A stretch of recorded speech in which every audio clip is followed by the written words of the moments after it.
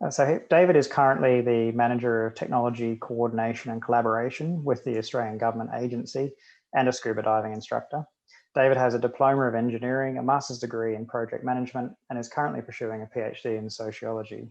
David also lectures at ANU in Project Management and is the 2019 Australian Capital Territory Australian of the Year, so a real local hero. Over to you, David, for your presentation. Great, thank you, Tristan, and thanks everyone for logging in today to see my presentation. So as you would see from the opening slide, this is a rework of a presentation I gave to the 21st European Conference on Knowledge Management in December. And I'm really looking forward to presenting it here and having a discussion afterwards. So the reason for this was to investigate how we can better justify investment in social capital to increase the value of the firm. So it was really a very much a practice-based initiative, this, because we have a few initiatives that are competing against other investments in the organisation where I work, and we're trying to look at how can we demonstrate the value of social capital, and sort of went back to the basics of it and sort of saying, well, what is the various different elements of value in an organisation, and where does social capital fit within that? So that kicked off this particular paper. So the problem, as I said, is that social capital is not recognised as an asset in the firm. And I deal with a lot of financial people and business people, and trying to get them to understand the concept of social capital is a real challenge. So the strategy is to develop an ontology for assets that support the valuation of networks as an intangible asset. And in addition to that is to explore and select a viable valuation model. And that's the next step in this study. So, but today I'm just going to look at what a suitable ontology might be for an organisation. So the methodology I'm applying is to start off with using Popper's three worlds model as a lens to look at social capital, to group the elements of the value of an organisation into logical classes, to decompose them, and particularly the social capital aspect, down so we can describe the scope, and to compare that with a practice and theory to validate the model. So I've developed, as part of my PhD, a definition for social capital that I've adapted from the work by Portes. And that is the benefits available to actors through the membership of a social network. And as I go through the presentation, you'll see how that fits in to the ontology. So this is the classic Scandia model of intellectual assets that is sort of reasonably well recognised in organisations. But this model is, I think, developed in the mid to early 80s. So it's quite aged now, and you can see it's missing a few things, and it's not quite, it's a very hierarchical structure, and I don't necessarily agree with the way it's structured. So the objective was to sort of consider this and some of the other models that are available and see if we can come up with something that's a bit better. One of the advantages and why this Scandia model has been popular is that it's actually being used in practice at the Scandia AB in Sweden.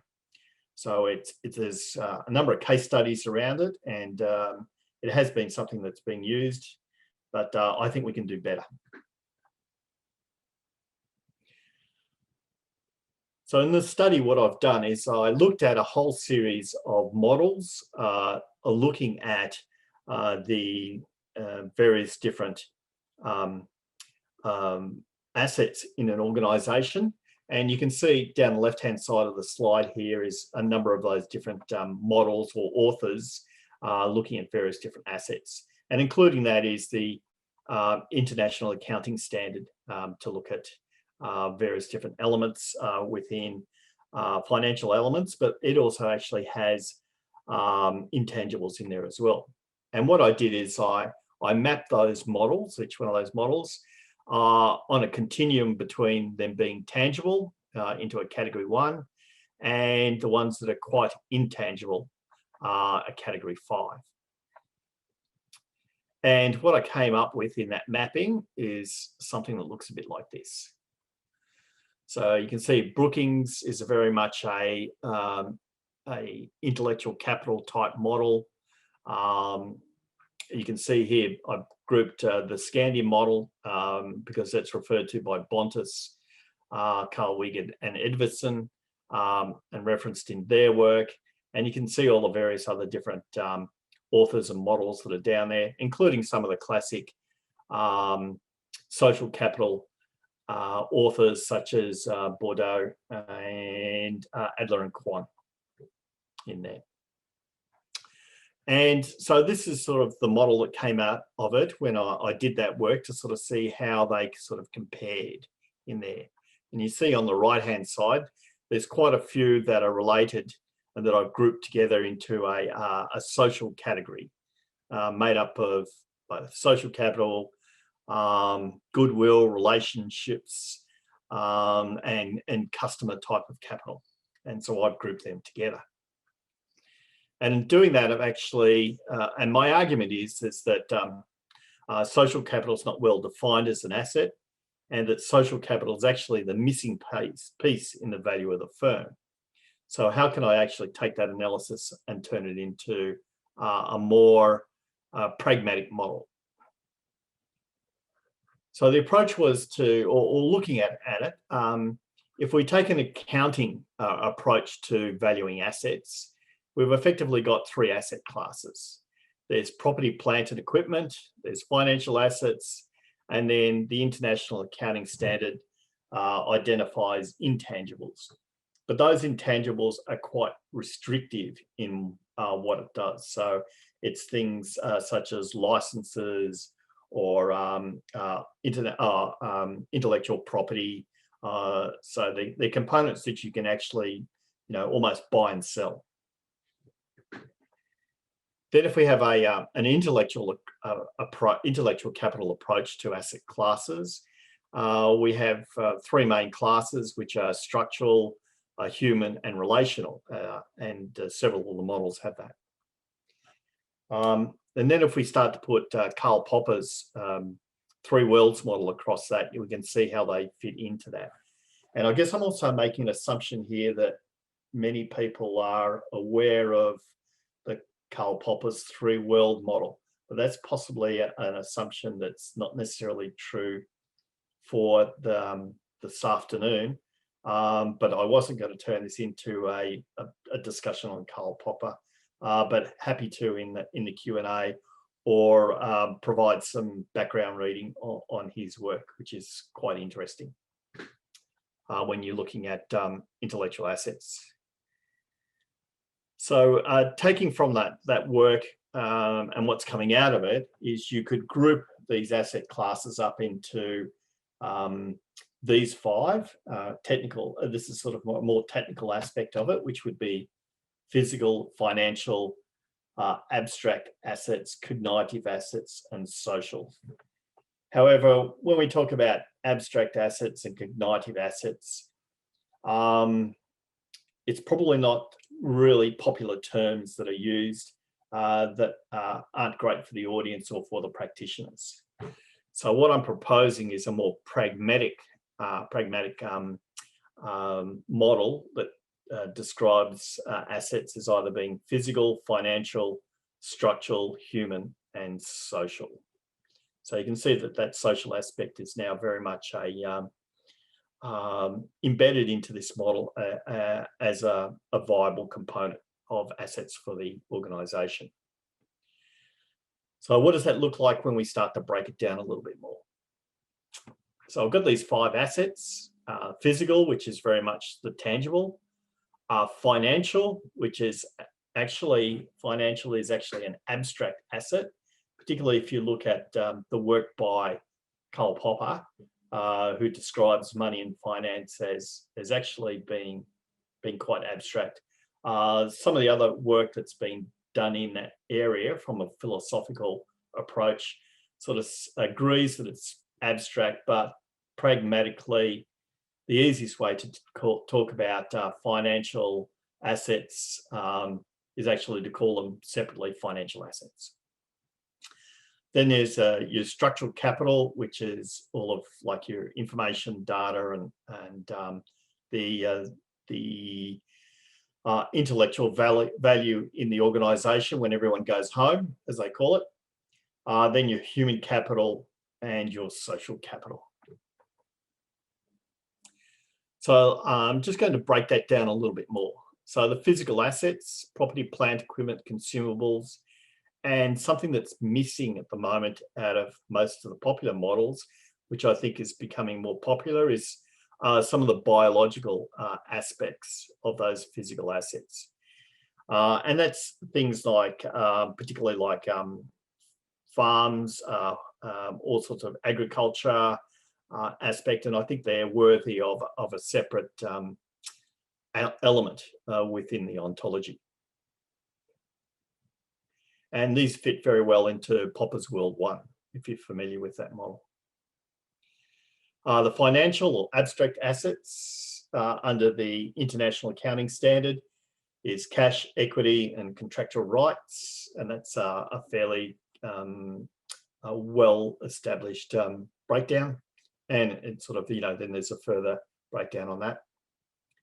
And that fits very much into Popper's World 3 because they are abstract, because the concept, money is a concept. It's actually not real.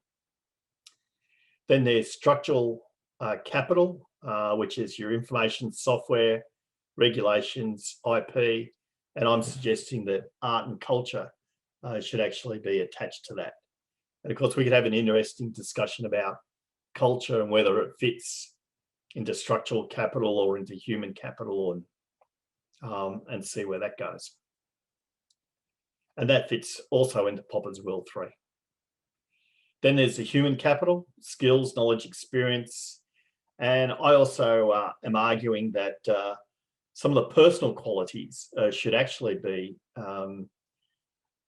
valid in that ontology as far as an asset, because if I've got the people that work for me, not only do I value their skills, knowledge, and experience, but I also highly value their personal qualities as well. And I think we sort of they should be included in the ontology. And of course, that fits very well into Popper's World 2. And so let's have a look at social capital and breakdown on that. So here's the breakdown by Granovetter, who says that social capital is a combination of bonding and bridging ties. Woolcock and Narain talks about social capital as being linking and hierarchical ties. And Adler and Kwon, who's one of my favorites, talks about market, social, and hierarchical ties. And many of the other researchers and authors have similar, but they're probably the main 3 that stand out. But what strikes me about these 3 frameworks is that they're very focused about the connection between the actors. And what I'm arguing is that there are other aspects of social capital that are valid to consider. And of course, this is very much in the context also of organisations.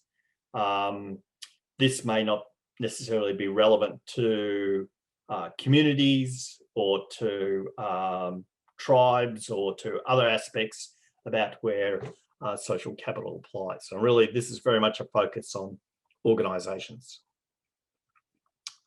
So my proposed ontology is based on a network theory approach to social capital. And I don't know if you're familiar with this sort of basic network structure about networks are comprised of effectively graphs that have vertexes or nodes that are connected through either connections or edges.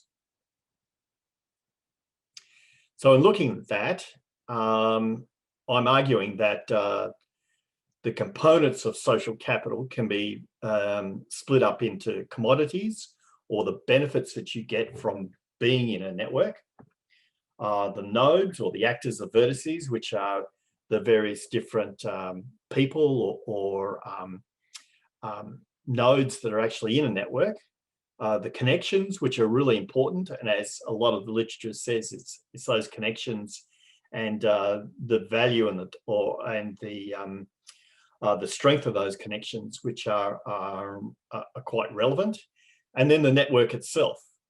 So you can see how this network theory actually fits quite well into social capital, into potentially explaining or be able to design the use of social capital. And I have and then this links back to the definition I have for social capital, which is the benefits available to actors through membership of a social network. And you can see benefits is very much our commodities, our actors are our nodes in a network theory. The membership is our connections, and the social network is our networks. So there's quite an alignment there, and that's my case for arguing this sort of ontology. So when we start to break that down a little bit more to try and expose it and validate it and see how well it sort of fits, I'm describing commodities with these sort of particular terms. But these are the sorts of things that we actually can exist as commodities that we can actually share across networks. Information support, access to other networks, goods and services, favors, and I forget which literature I got out of it, but there was one there talking about spiritual security, which I thought was quite interesting. And you notice things like for organizations such as goodwill is a commodity that can be available. And that's where historically the commercial aspect of social capital in organizations was very much focused, was around goodwill. But I'm arguing that there's a lot more value to be gained from the social capital in an organization rather than just the goodwill with our customers. Because when we start to look at the nodes that we have, or the actors within a network, there's a whole series of people, and it's not just our customers. It's our suppliers, distributors, partners, peers, alliance members, academics. You can see there's quite a few there. So they're all the people who are part of a network, even from within an organization, which have assets or benefits that we can actually access. And actors in these sorts of networks take on particular roles, such as stars, liaisons, bridges or brokers, gatekeepers, and influencers and lurkers, which is an interesting role to take on. So the third element, the connections, and this is quite familiar to you with social capital, which is our bonding and bridging ties, our linking and hierarchical, our market social or hierarchical, and they can have measures such as intensity, strength, reciprocity, clarity, multiplexity, contagion, closure, and flow. So all interesting elements, and some of that actually comes out of the network theory. And then the networks itself are an important element of any sort of network theory. So it's made up of the nodes, and the membership of these networks is what enables us to get access to the commodities as a result of the relationships that we can build within a network. And those networks can actually be defined and have attributes such as their culture, ethics, and so on. You can see there symbols, resilience, class, religion, nationality. And this very much fits in with the social identity theory as well. So those are those elements and my proposed ontology based on the work I've done to date, where our social capital assets are made up of commodities, nodes, connections, and networks, and reflected in that, that definition that I've been proposing. So the utility for this model and taking a network theory approach means that it supports a logical approach to analysing and accessing commodities in a professional network, in or between organisations. It also allows us to, if we start to define social capital and these elements of it as an asset to the organisation, so that we can actually make better cost-benefit decisions, because we're starting to enhance the assets that I've described in the model. And it means we can better compete against other proposals to enhance an organisation. So the weaknesses are that there's still no real pragmatic or viable methods to develop a bottom-up financial value for intellectual assets. Pulled out, there's about 15 different models available for actually placing a dollar value on the social capital in organisations, but the majority of them are top-down, and that makes it a little bit more of a challenge. So we're just looking through, all right, what might be a viable or approach to it, and it's sort of becoming, what's becoming viable out of it is that it's on a case-by-case basis about having to demonstrate, if I do a particular investment, how will that impact the total value of the organisation, or what sort of impact will it have on the value of the company? So my current research is starting to look at that rational approach to valuing social capital. I've also got a few papers going, like how many friends does a project manager need? And my thesis is on social capital in contemporary project teams. So in conclusion, both resources and intellectual capital models have either a partial or a biased view of assets within the organisation. But a balanced, integrated and pragmatic ontology will enable us to get a better view of right across the asset base of the organisation and classify it into these 5 groups: financial, physical, human, social and structural classes appears logical, at least to me. And that's my argument. And what's interesting is it validates the classification of social capital proposed by Adler and Kwon at a high level, but not necessarily when it's decomposed. And so I've got a slightly different decomposed framework for that. So that concludes my presentation on the work that I've done, and happy to take on any questions. Thanks very much, David, for your presentation. Really enjoyed that. We'll have some questions now. I might actually take the first one if I can. Sure. I may have missed it when you were talking about Popper's 3 worlds, where you ended up feeling like social capital existed within which world? Oh, that's a really good point, Tristan.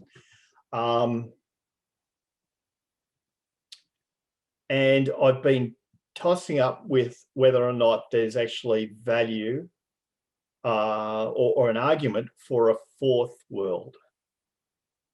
Yeah. It seems logical that, there's a good argument that it sits in world 2, which is the world of the human mind, because we have perceptions about the relationships that we have, and they're inherently social. But then when we start to articulate what those relationships are, it's very much a sits in world 3. But I thought I wouldn't. It was interesting to put that overview of Popper's 3 worlds across it, but I'm probably not yet brave enough to have a go at making an argument for a 4th world at this point in time. But it's something that's potentially on the cards. I can certainly understand your hesitation about wanting to put social capital into any specific world, and having that uncertainty, because I think the social capital is understood to be so different by different people, and it's difficult for most people's approaches. It's difficult to get to what social capital actually is. When you ask the question, what is it actually? It's difficult to kind of drill down into that. Yeah. And so what you're saying about it fitting in world 2 seems to make a lot of sense, because, we say that social capital exists between people, within social relationships. So it clearly doesn't have a lot of physical substance to it. It exists in those mental constructs that exist between people. I know you and you know me, and they're just things that really exist within our cognitive abilities. Yeah.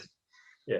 So it seems to make sense to exist in world 2, but what you're saying also makes sense about there being some aspects in world 3 as well, because a lot of aspects of social capital or of social relationships end up becoming, I'll use the word institutionalized, but of course, become some form of structure, abstracted in some sort of a way.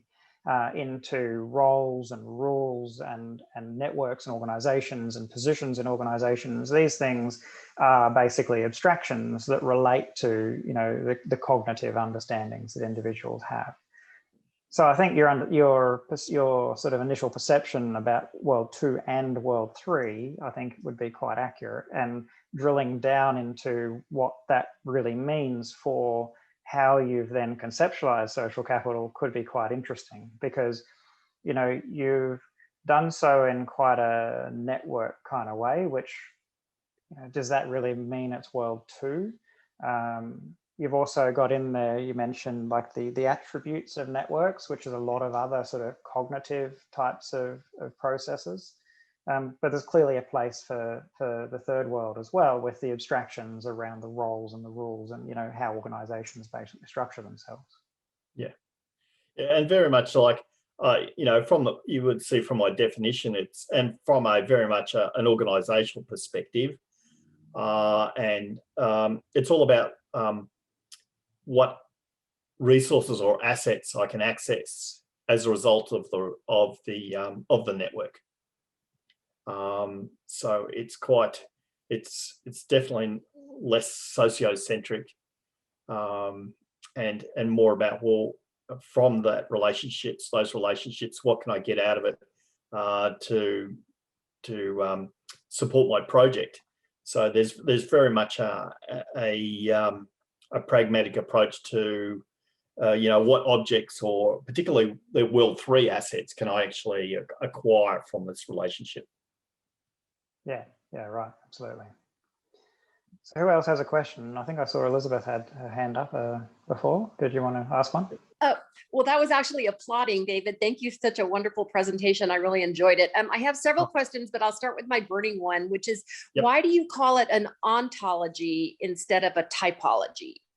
Because I think I'm starting to get down into it to describe a lot more about the descriptions of each one of those elements in there, and to break it down into a lot more detail. So my recollection is that's what an ontology is, more than just a breakdown of those particular aspects. Okay, thank you. But, I've got other questions. Sorry, Elizabeth, I think you might have muted yourself. Did you have another question? I do, but I want to make sure everybody else can ask theirs. I'll come back. Same, I have more questions too, but let's see if there's questions from anybody else. Feel free to unmute yourself and ask your question, or you can put your hand up if you like. You can also ask a question in the chat as well, if you would prefer. Yep. So go on, Elizabeth. What's the second one? Well, the other one is what about the terminology commodities? It's kind of rubbing me the wrong way. Yep. So one of the other groups I'm involved with is the humanistic management, and I get so much pushback from them for using the word capital, and I tell them I operationalize it as capabilities. And I'm just wondering, have you thought about, from a critical management perspective, the wording you're using? Yeah, I have, and I've used the word commodity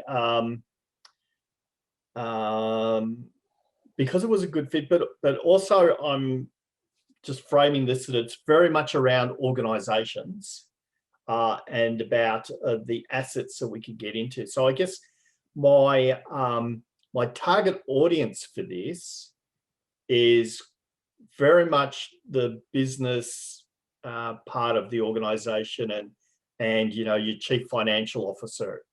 So that's why the sort of terminology is a little bit skewed that way. Not so much skewed, but I was quite comfortable in having that type of terminology in there for that audience. Yeah, that's a tension that I'm really feeling. And I agree with you. That's why I use the word capital, because I found that people can hear that versus the word capabilities. Yeah. Right. But on the other time, I don't want to fall into the trap that I'm perpetuating a system that's caused so much damage. And how can we reorient people to what's valuable? Yeah, I absolutely agree. But I guess you've got to get them on the journey with you. And that's the aspect, isn't it? So because the people who like us who understand the value of those social connections don't need convincing. It's the ones that are the bean counters that do. So any other questions? Sorry, I just got kicked off, Tristan. Sorry. I wondered whether you had gone because I was sure you were going to have a question. Oh, thanks. But I have a question if you don't mind, and while you're I was just I was actually just going to, and I'm sorry if you've answered this in my absence, but we've got very wet weather here, and also too much load on the system, obviously. I'd be delighted to have the organisational culture discussion with you at some stage, David. That would be really good, because that's so elusive. And in my answer, I was actually thinking the project might be change management of an organisation. So, every time somebody walks into an organisation, they sort of say that the organisation culture is horrible, I'm going to change it. So yeah, it's very important to actually get the value of that, the current value of the organisational's corporate culture, and not just keep on, trying to reinvent the wheel. It's sort of like everybody says it. I don't know if you agree, but anyway. Marion, you're pushing my buttons. It drives me crazy, the culture aspect, and executives coming into an organisation saying they're going to change the culture, and then what they do is they just rearrange the deck chairs, and it hasn't added any business value at all. And all it does is introduced a bit of cronyism into the place, and I've just seen it repeatedly, and it drives me batty. And everybody does it. And when the Vice Chancellor did it, I felt like going, can you come up with something new? Yeah. Sorry, he's not listening. But the other question was, thank you. Don't tell Barney, for heaven's sake. Now, I'm sorry, I've been awake since early this morning, but where was leadership in all of that? Because again, the change program, you'll come back and you'll say, well, basically there's a different sort of, or leadership needs to be reviewed. Where would that fit in, do you think? I got it in here in the human capital part as personal qualities. Leadership, there it is, the first point. Ah, good. Sorry, I missed it. Yeah. Yeah. So, yeah, that's in human qualities, is it? I had this, I've got it in personal qualities, whether it's human qualities or personal. I had personal because it's just slightly different from human, because the high level it's human. So, but like these are really important aspects, I think, within an organisation. Because a lot of money gets spent on training. Yeah, and you'll notice leadership. You'll notice that management's not in there. Oh, I didn't notice that. Sorry, thank you. I wouldn't call it as a personal quality. Maybe you've fallen on your sword. Are you going to put it in, or no? It's a skill. Yeah. It's got lots of stuff in it. Yeah. Thank you. Yeah, I just sorry, I didn't notice it in amongst everything. So. No, that's what I sort of danced through the presentation fairly quickly because Christian was giving me grief about keeping to time and that, but I wanted to have plenty of opportunity for discussion. But it's great that you picked up on that point, and I reiterate how important that is, and it's currently missing as a something that's actually valued in an organisation. Not so much it's valued, but maybe we need in organisations to make it a little bit more tangible as a value. Yeah, because there's certainly a lot of bad management around. It costs a lot of money. Anyway. But it's also clearly a very close relationship between a lot of these personal qualities and social capital itself. When people have emotional intelligence and communication skills in order to develop meaningful relationships or develop relationships in the first place, then you clearly are going to have better social capital of every type. And so, there is a very close relationship between a lot of the things that are kind of skills or personal qualities and social capital, whether they're considered to be, a source of or a determinant of or something, but still very closely related. Yeah, it's a good point. And I sort of made previously the assumption, it's just a skill, but I decided to call it out separately because in many cases it's not a skill, although probably teamwork is a skill. But I think there was value in calling them out. Yeah, and it's kind of a subtleties of whether it's a skill or a competency or a quality. Like we're all sort of talking about the same thing. Yep. I want to ask you a really difficult question, so feel free to not answer it if you want to.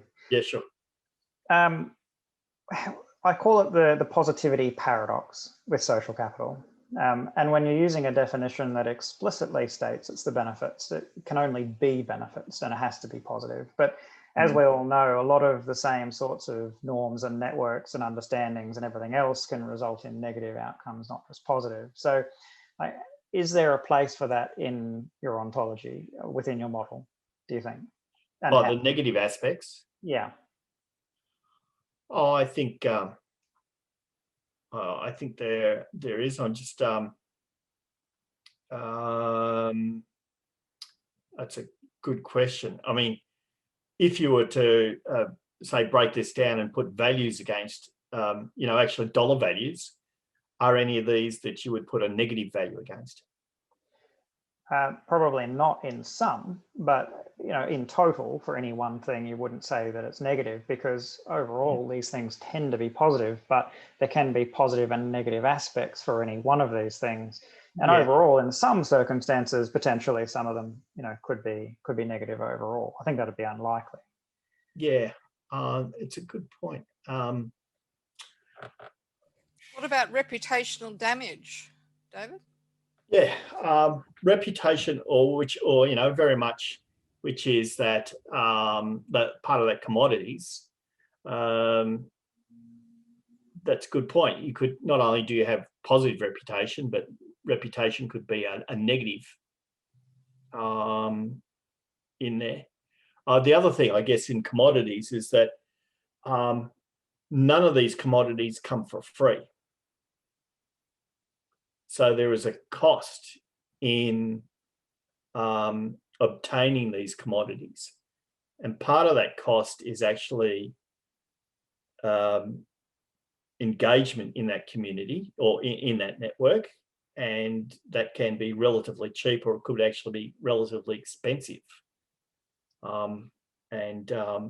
Hopefully, I guess we sort of make the assumption that the effort that we put into being engaged in a network, that we're actually going to get value for money out of it, but that might not be the case. And I could probably come up with several names of people that are really good at networking, but I don't get any value out of them doing it. Yeah, absolutely. And I think it's one of the quite common criticisms of network research that the assumption is that if there is a network tie, then the qualities of that tie are positive. And it's kind of a reasonable assumption overall, because, you know, if you're going to be friends with somebody, you're going to know somebody and maintain a relationship, then you would think you're getting something from it. Well, and yeah, and you bring up a really good point, because there could be other things like if you have a network there, you know, does that expose your staff to being poached, and then you're actually losing them as an asset? Are you potentially exposing them to more negative or destructive attitudes that they might bring back to an organization? And if they do bring back some of these commodities, who's to say that some of these things are actually better than what you've got? And I think that's kind of the whole idea, that, you know, it could be one thing or it could be another thing. You know, context is quite important. There could be an opportunity, and I don't know how it fits, but you could almost flip every single one of these commodities into its kind of into its negative, effectively. You know, into its sort of other possibility, that instead of information being a commodity and it's something that's positive, it could, in some certain circumstances, actually be a negative or have negative outcomes. Yeah, and that may be true for all of these. Yeah, and I'm just thinking very much like if you were to look at from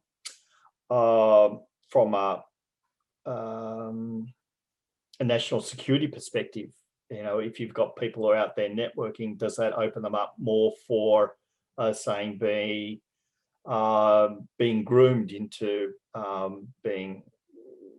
releasing information from your organization to others because you're encouraging them to be in a network? And then you're actually making a loss because you may be losing trade secrets or something. Yeah, absolutely. Elizabeth, is that a hand or a clapping? This time it's a hand. Excellent. And I didn't want to interrupt the great conversation, but I am curious, David, if you connected this to social accounting. I mean, since your whole thing is to try to make an argument for value creation capacity and potential, it seems like the social accounting frameworks, particularly integrated reporting, could be helpful. Yeah, I had a look at a whole series. I've got a half-written paper on a whole lot of accounting frameworks out there, and there is a copious amount of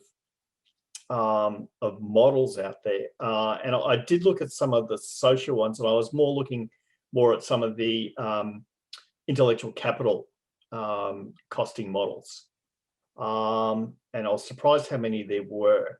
But like I say, nothing has jumped out at me yet as something that's pragmatic enough to actually say this is a really good idea. Well, I think it's under theorized, but what's appealing to me about it is that it is very practical, and it's more, they're looking more at the investor end of it, so the valuation of a company. Yep. I think, you know, the next thing is to turn it into a strategy tool, right? Is how do you develop these capitals in a way that creates profitability sustainably? Yeah, there's some really good models out there about you know, how, you know, determining, well, what component the social aspect is of the value of a company, and if you do these things, it will potentially increase the value of a company or a business by a certain amount, and you know, you can measure that by putting strategies in place and then seeing what happens to the share price and things like that. And they're quite good. I'm sort of, I guess I'm focusing more at a little bit more of a granular level, particularly for organizations which are a little bit harder, that don't necessarily have a share price. So things like a government agency. How do you put the value on the social capital in a government agency? I mean, you can do things like there are some social good, and we've done some interesting modeling there. It gets a bit complex. That's all. I'm looking for something simpler. I think Ben Spies-Butcher in a couple of weeks is going to give a talk about social investing, social capital and social investing. So I think that'll be quite interesting within the context of what you're working on as well.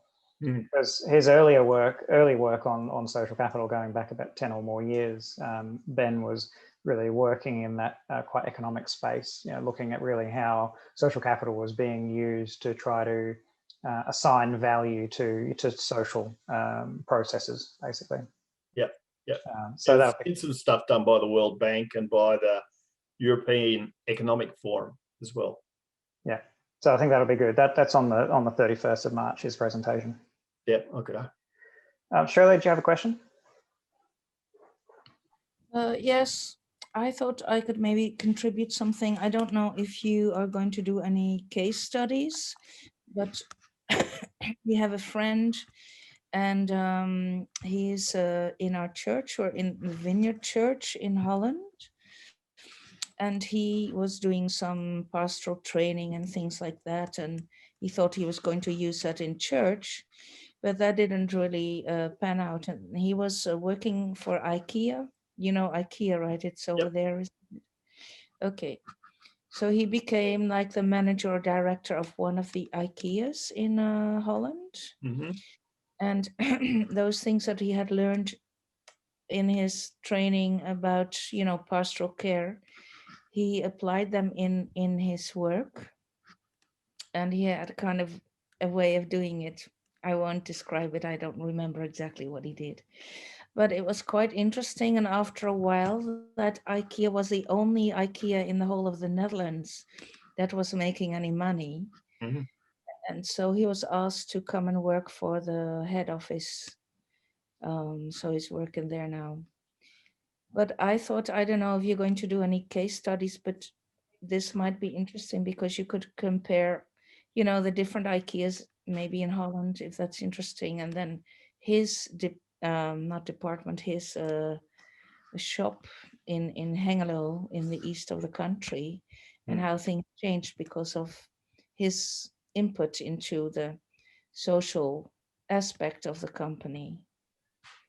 No, it's a good point, Shirley. I think now I've sort of got a framework, or proposed a framework, it would be very interesting to sort of see, how could that be applied in practice into a case study, because there are very few around. Like I say, the classic one is the one in Sweden. But there's not a lot else that jumps out. Okay. But it'd be, once I finish the PhD, get that signed off, it'd be nice to get into a case study on this. Okay. Out of interest, David, are you using Popper's 3 worlds in your PhD? Very lightly. Yeah. Not to any great extent. Because I think it is an interesting way to sort of establish, a bit more, sort of reflect on what social capital is. So, it's kind of an interesting way to go about it. But I think at the moment, the way in which you're conceptualizing social capital following Adler and Kwon isn't exactly matching kind of the World 2 and World 3 sort of ideas within Popper. So, if you were using it in your thesis in that way, you might need to connect them a little more than they are currently. Yeah. I am. I guess I'm more looking at the research is about project teams and how they network, and then what's a good theory for actually applying and starting to model that. Yeah. And so I'm not quite, and while Popper is very much in the mix, it's not specifically a theory. Yeah, sure. Yep. Anybody else have any questions? Feel free to put something in the chat or unmute yourself and ask, or put your hand up. Sounds like no. Not sure we have any more questions, David. Okay, that's fine. Yeah, it's been good to sort of just put this out there and have a bit of a discussion about it. So thank you, Elizabeth and Marion and Shirley, for it. Yeah, and thank you again, David. So the next presentation we have, as I mentioned, is Ben Spies-Butcher, who's from Macquarie University. He'll be speaking in a couple of weeks. So the next one will be Ben Spies-Butcher from Macquarie University. And we've actually brought the session forward a couple of days. Normally it'd be on a Friday. We've made it on the Wednesday because Friday is Easter Friday. So that'll be the 31st of March at the same time. But do keep in mind, if you have a change of daylight savings in the meantime, make sure to adjust your time for that. Still going to stay at 6 a.m. UTC. In the second session in 2 weeks from now, we're actually going to explore what I've called the wicked problems of social capital. So I recently wrote an article about some of these sort of wicked problems, and that positivity paradox is one of those things that's quite difficult to resolve with social capital. So feel free to, if you can, to take part in that one. Information will be on the Facebook group, and I'll send it out by email as well in advance. So thanks everyone for taking part, and see you all again in a couple of weeks. Thanks, Tristan.